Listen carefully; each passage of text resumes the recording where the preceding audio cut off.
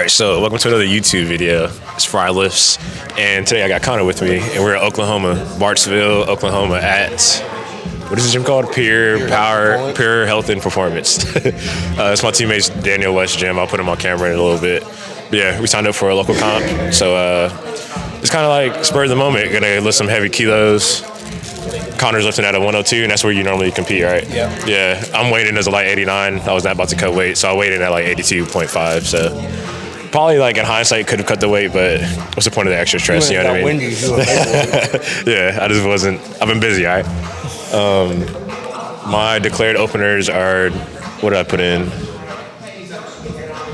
I put 98, right? Yeah, 98, 125. Feel good. I'm gonna bump up, and then Connor is at 116, 146, but I'll probably bump up to at least 118, and then try to go for 148 to open up after I get warmed up. Yeah.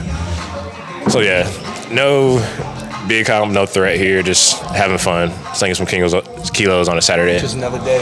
Yeah, but yeah, we're gonna smash this Chick-fil-A, and then we're still an hour out before the comp starts, so we got time to kind of let this food settle and then start moving our bodies around a little bit.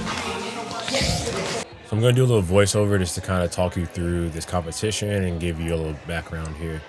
So like I said, this is a local competition in Bartsville, Oklahoma, at my teammate Daniel West gym. And this gym is called Pure Health and Performance. And the reasoning for doing this comp was solely just to get more competitions in. Competing is a perishable skill, and the longer you take to compete, the less you're going to feel in rhythm and the less you're going to feel comfortable doing it. I think that was something that I wasn't able to work on going to AO2. So before Texas State Champs comes up, I just wanted to get something in between AO2 and Texas State Champs. So that's what this competition was. I might be able to sneak in one more local comp before that in December, especially if there's one going on while I'm at home for Christmas break. But if not, no big deal. I think this was enough to just kind of give me a little bit more confidence in competing itself. Like I said, my body weight was at 82.5 for this competition. There wasn't a real reason for me to cut down since I wasn't looking for a certain total and I wasn't trying to qualify for anything here. Since I was competing just for the sake of competing, just to get a little bit more experience, I decided let's save a little bit of stress. And that's kind of just been my new approach. And I kind of talked about it a little bit on Angelo Kelly's Better Than Yesterday podcast, is that we're not getting paid for this sport. So if I could take out a little bit of stress and winning anything as an 81, and with the numbers I was hitting as an 81, I was already qualified for the same level of competitions as an 89. So it just kind of made more sense. I think I have the frame and the height for 89, so let's go up and see if I get bigger totals out of that. Either way, even if I don't, I think it's just worth saving a little bit of stress in terms of preparing for competitions. In terms of prep, we didn't do anything specifically for this competition, just to train through competition. That's the way I think a lot of people need to start taking these local competitions. So we just did a slight taper, took an extra rest day the week of this competition. Didn't lift too heavy at all leading up to it. We were really just in the technique phase. So we actually put this competition within the program, and it was just considered to be the heavy day. So, this is a Saturday. Just think of this as my big Friday session, working up heavy in both lifts, and that was pretty much it.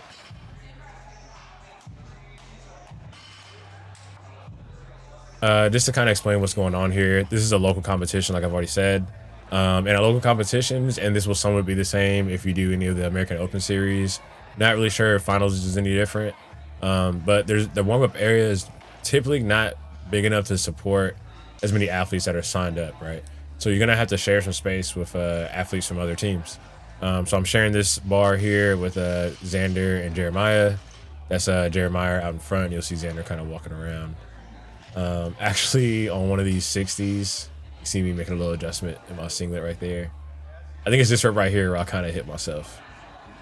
And you'll see that it just made the rep super awkward. And it hurt like hell.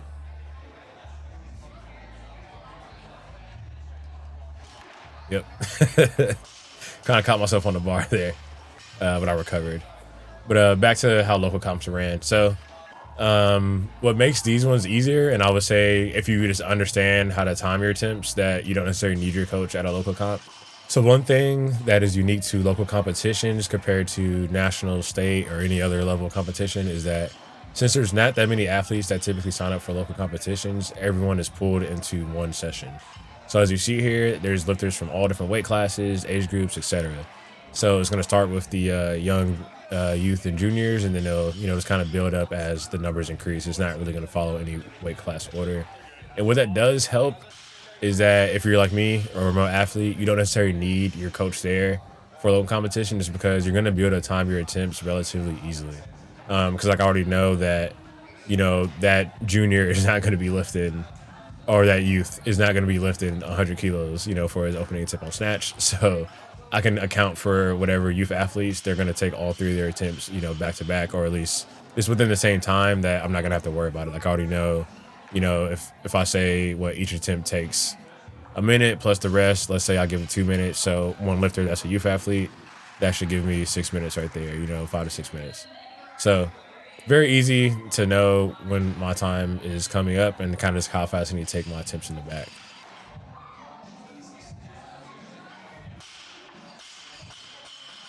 I'm already up at 90. And like I said, you can look out there and see that some of the lifters have already went out and took their opening attempts. I think right now we are still on youth athletes.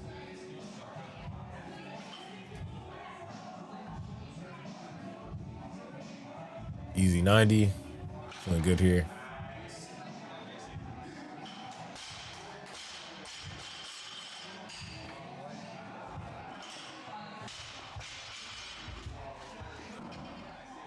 So the only thing you do have to be aware of with these competitions is, since there is such a gap in terms of body weight classes, ages, whatever you want to define it to be, there's not going to be like a consistent rise. So like 98 is going to be my last attempt in the back, and there's only like I think 60 something on the bar right now on the stage, but it's going to jump up pretty soon.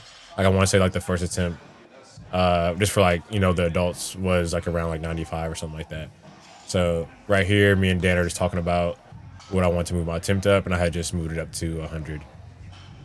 So you see here, this kid is taking, what is that, 70?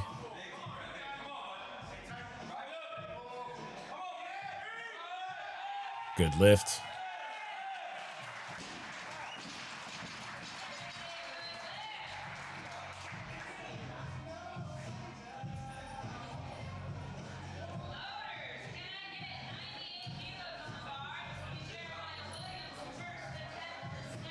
And then the loaders are going to start changing out the bar, or changing out the weights to the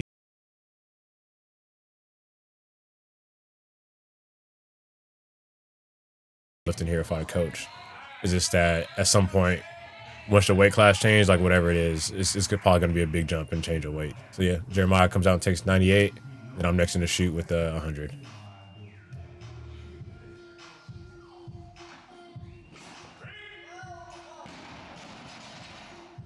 And misses are a thing to account for too.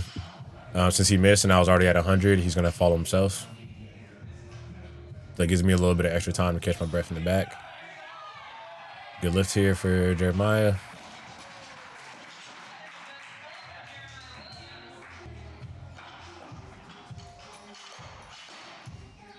Then they're going to load up 100, and it's my turn.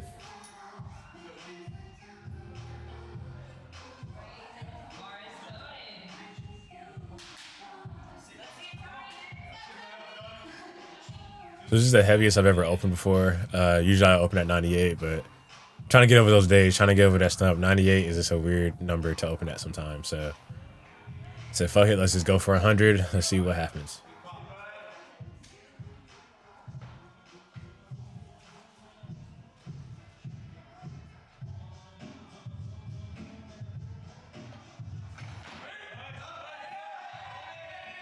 There we go. Probably one of the smoothest 100s I've hit on stage before. Pretty hyped about it. The next attempt is going to be 103. This would be I think a 1 kilo competition PR for me. To this point, the most I've done in training was 104. But like I said, man, y'all got to follow me on Instagram, because y'all can stay up to date. Some of these videos come out, a week or two later than when it actually happened. So since this competition, I've hit 110 in training. And that's with my new body weight. I've been walking around like 85.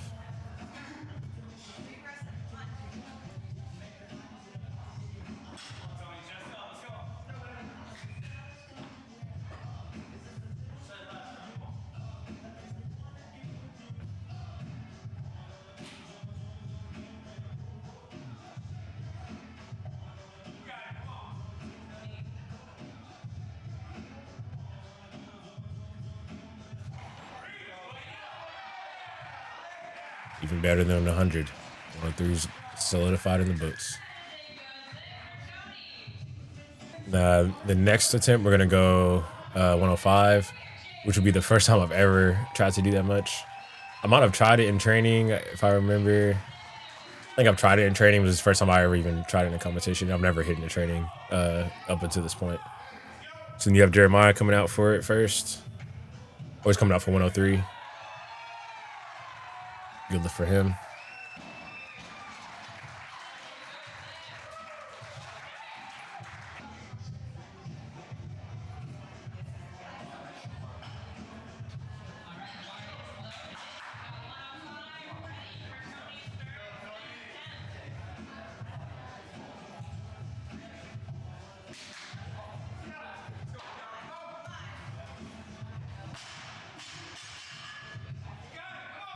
Like I said, first time ever attempting this on a platform.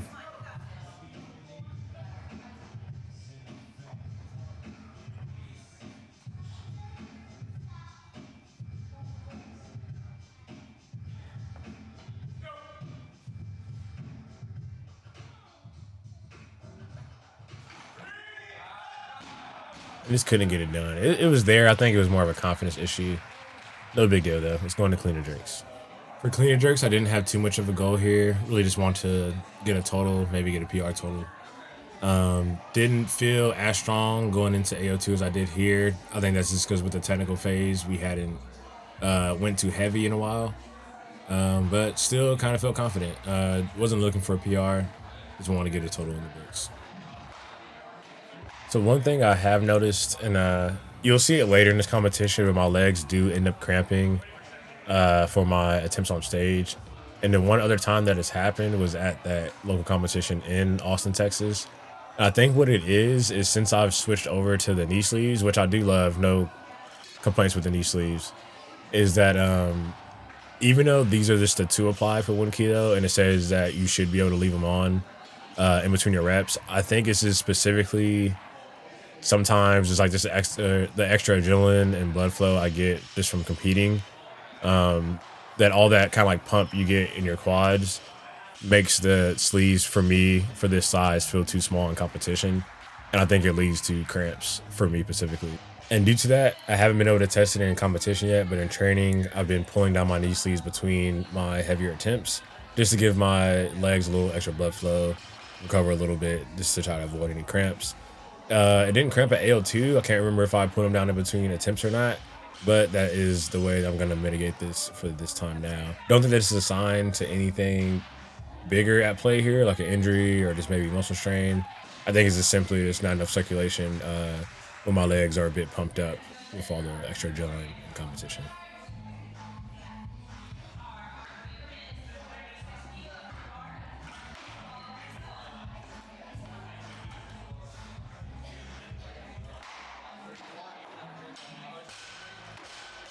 And something you're going to see pretty soon is just kind of like a way to give yourself a little bit more rest. So like I said, me, Jeremiah, and Xander are sharing the bar back here. And pretty much throughout this competition, all of our attempts are pretty close together. I think my opener was still 125. Jeremiah's going to come out around like 115, 120, something like that.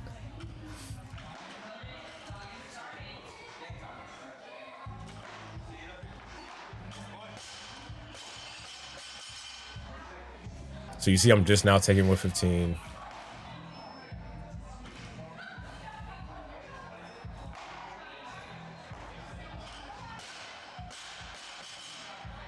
Now I have 120 in the back loaded.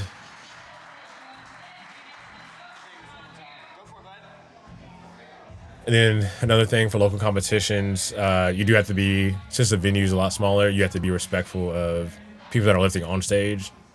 So you're seeing that I'm kind of timing my attempts with people not lifting on the actual competition platform. Just because like the drops are kind of loud, can be distracting. So you just want to give that person some respect out there. So you see right here, like I'm going to wait until Jeremiah drops this 115 before I go again. So he drops. So then I'm going to start my attempt in the back. You don't have to worry about this at like the American Open Series or anything like that, because the Competition is it's a bigger venue. It is a little bit more separated between the warm-up area and competition area, so normally it doesn't bother the person lifting out there if you go in the back. And here, I just did it clean because I thought I misloaded the bar, but I really just pulled it uneven. So I'm just now taking 125, and Jeremiah just hit, I want to say that was 120 on stage. And this is where I want to say they're about to announce that I'm next up in the chute or something like that. So something you can do is change your opener.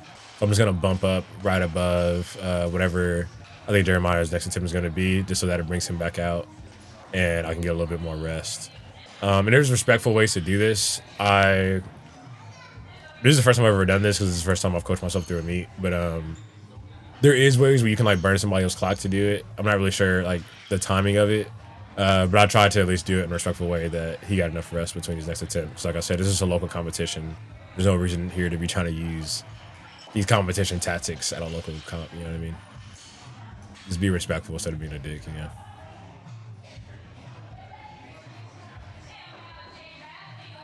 So yeah, I bumped up my opener to 129 to get a little bit more rest, and then you see Jeremiah's taking 125 here.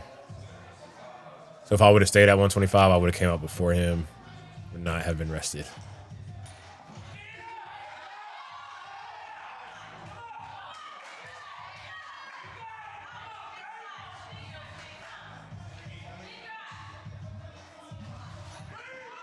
A good lift for him.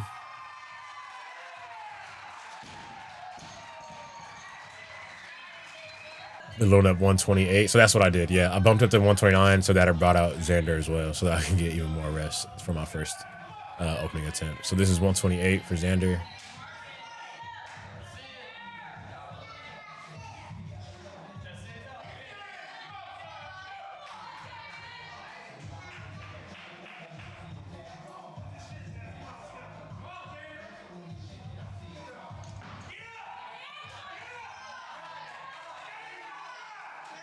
Good lift for him.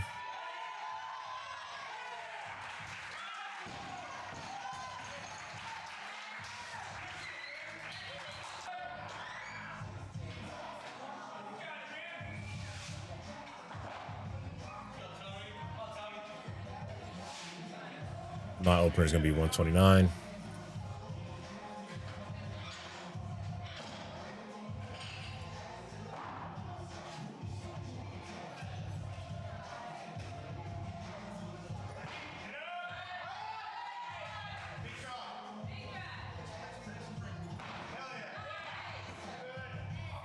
Good lift there. I am trying to work on just like it's not necessarily a press out of my elbows, but I just want my elbows to be more stiff when I lock out, so there's no question to it. The next attempt, I bump up to 134. It wasn't that I really wanted to take this big of a jump, but like I said, my legs started cramping, so I just wanted to buy myself a little bit more time here. But I just couldn't get the cramps out. As you see, I'm like kind of timidly bending my knees here as I get down. Making it through the clean, pretty smooth still. Then I always feel the cramps in the jerk. And I think that's what just kind of made it a little not as confident as I normally am in my jerk. So we did what we could in between attempts, came back out. 134 in the last attempt.